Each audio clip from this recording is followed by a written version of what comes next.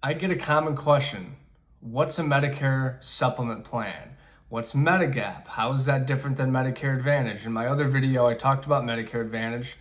And in today's video, we're just going to briefly go over what a Medicare supplement is, how does it work, and maybe some pros and cons as well. Now, there are different types of Medicare supplement plans. I just want to, let people be aware of that. This video is not going to be discussing the different type of Medicare supplement plans per se.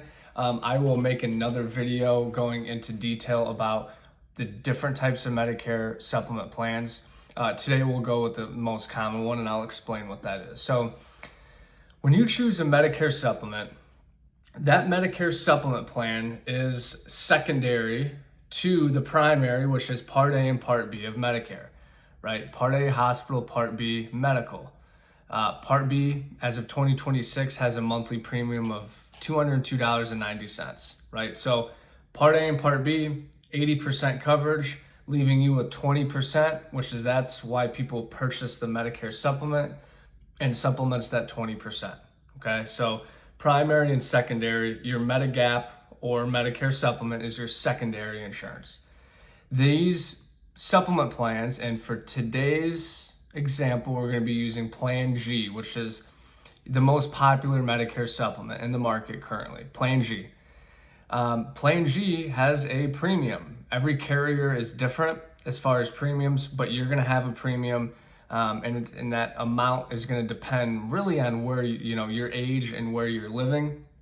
I'd say what we see from helping clients in many different states, Plan G is going to range from anywhere from 120 to 250. It really can go up that much. It just depends where you're at. So you're going to have a premium for your Medicare supplement. Now with Plan G, you have a $283 Part B deductible for the year. So $283 is your out-of-pocket for the entire year, okay, on a Plan G. So primary, A and B, purchasing your Medicare supplement, giving you secondary coverage, leaving your out-of-pocket on medical at $283 for the year. Now, the important thing to understand with Medicare supplement plans is, unlike Advantage replaces Part A and Part B. The Medicare supplement is the secondary plan. So what that means and why it's important to you is when you have original Medicare and a supplement, you can go to any doctor that you want, right? As long as they accept Medicare, which I've never had any clients have issues with that. But you have no network. You can go where you want. You do not need referrals, and you don't have prior authorizations. So prior authorizations meaning, getting approval from the insurance company before, getting a surgery or getting this and that performed, right? Which a lot of people have had issues with. So you don't have that on a Medicare supplement plan. So that's a huge pro for a lot of people, to have the flexibility and the freedom to kind of choose where they want to go and so on and so forth. With a Medicare supplement and original Medicare, there's a couple things they're not going to cover. Dental is one of them, vision, hearing, prescription drug plans. So when you have a Medicare supplement, you have to get a standalone prescription drug plan. And if you want dental, vision, and hearing, you also have to get that separately. So on the Medicare supplement side, you can see your premiums can get, relatively high because you're paying for your Part B premium, your Medicare supplement premium, potentially your drug plan, and then dental, vision, and hearing as well. So once again, I'll go through different types of Medicare supplement plans in another video.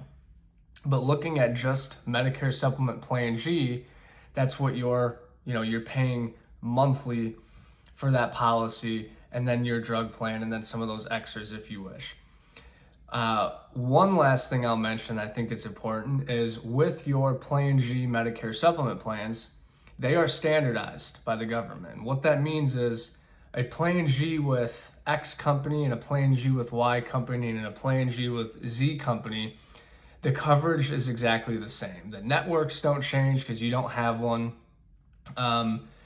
They work the exact same way. The only thing that changes is obviously the cost, the rate increase history, the loss ratio, the stability of the carrier. Those things come into play, and I've made a past video on that.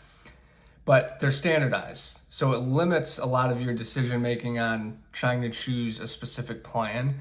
They're standardized, so it makes your decision a little bit easier when making a jump to a Medicare supplement plan. So that is what a Medicare supplement is. It is just supplementing Part A and Part B. It's not replacing Part A and Part B like a Medicare Advantage plan. So I try and keep these videos as short as I can. A lot of videos out there just go on and on and on, and they end up being 20, 30 minutes long.